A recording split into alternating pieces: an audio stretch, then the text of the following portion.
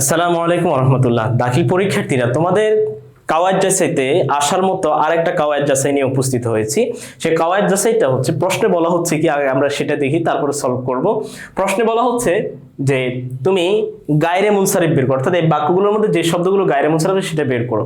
তো গায়রে মুনসারিফ বের করার জন্য আমরা এখানে কিছু, যেহেতু অনেকগুলো বিষয় জানা থাকা লাগে, যেমন 9টা সবব জানা থাকতে হবে, এই শব্দটার মধ্যে 2টা সবব আছে কিনা, অথবা 2 সবব তাহলে সাথে একটা সবব আছে কিনা, অনেক কিছু জানা লাগবে। তো এত কিছু তোমরা যারা জানো না তাদের জন্য আমরা শর্টকাট কিছু ওয়ে বলি যেটা তুমি বুঝতে পারবা। যেমন সবার প্রথমে যে আলামতটা দেখবা, যে এটা থাকলে অবশ্যই এটা গায়রে মুনসারিফ। কি? মহিলাদের নাম অথবা পুরুষের নাম কিন্তু শেষে গোলতা আছে। কি বললাম? মহিলাদের নাম অথবা পুরুষেরই নাম কিন্তু শেষে গোলতা আছে, তাহলে সেটা গায়রু মুনসারিফ। একদম সিম্পল কথা। এরপরে যদি কোনো শহরের নাম দেখো, কোন দেশের নাম দেখো, কোন গোত্রের নাম দেখো যেগুলো আরবি না, অনারবি, অনারব শহর, অনারব শব্দ, তাহলে এমন যদি কোনো শব্দ দেখো তাহলে সেটা হবে গায়রু মুনসারিফ।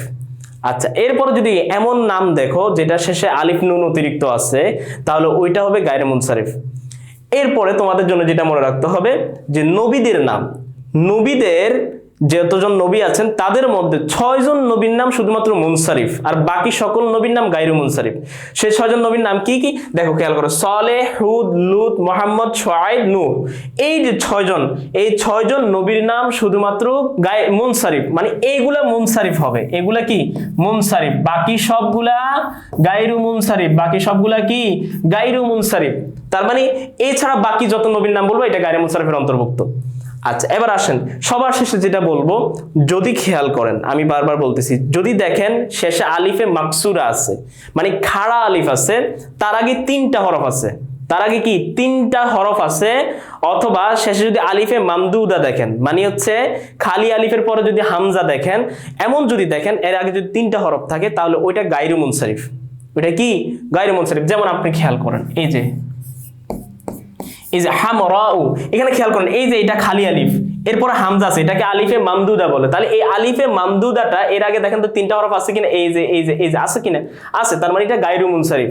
এবার ঠিক দেখেন, আমরা লম্বা খাড়া আলিফ দিয়ে দেখাই, এই যে বুশরা, এই যে এখানে বুশরাটা আছে, এখানে যে এর খালি আলিফ আছে, এর আগে সরি খাড়া আলিফ আছে, তার আগে দেখেন এই যে রা, শিন, বা, 3টা হরফ আছে কিনা, আছে, তার মানে এটা গায়রু মুনসারিফ। এটাকে বলে লুজুমুত তানিস। এটার জন্য এক সববই যথেষ্ট, 2টা সবব দরকার নাই। আর এখানে আরেকটা পদ্ধতি বলে রাখি, যেটা এখানে নাই কিন্তু আপনাদের কাজে লাগবে, সেটা হচ্ছে আপনারা যদি কোনো শব্দকে এই মাফাইলু অথবা মাফাইলু, এই 2টা ওজনে যদি কোনো শব্দ পান, তাহলে সেটা গায়রু মুনসারিফ। সেটা কি হবে? গায়রু মুনসারিফ হবে। এই মাফাইলু এবং মাফাইলু এটা মনে রাখবেন, ঠিক আছে? এটা কেন বলতেছি, যদি এগুলা থেকে চেঞ্জ করেও দেয় তাহলে আপনার এটা থেকে দিতে পারে এবং তখন আপনার কাজে লাগবে।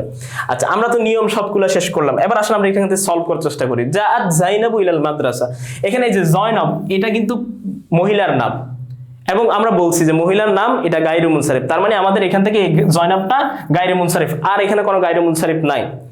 আচ্ছা, এরপর সাফারতু ইলা হিমসা, এখানে যে এই হিমস, এটা একটা শহরের নাম, এটা একটা কি শহরের নাম, এবং এটা অনারবি শব্দ, এটা কি কোনো আরবের কোনো নামের সাথে মিলে না, তার মানে এই হিমস শব্দটা অনারবি শব্দ এবং এটা একটা শহরের নাম, এই জন্য এটা গায়রু মুনসারিফ। তাহলে এখানে এটা গায়রু মুনসারিফ।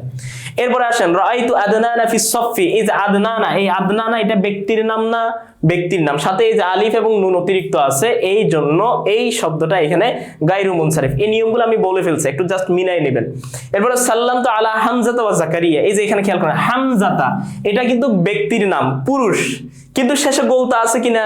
আছে। তাহলে আমরা বলছিলাম পুরুষের নাম হলেও শেষে যদি গোলতা থাকে তাহলে সেটা গায়রু মুনসারিফ। তাহলে এখানে আমাদের হামজা গায়রু মুনসারিফ।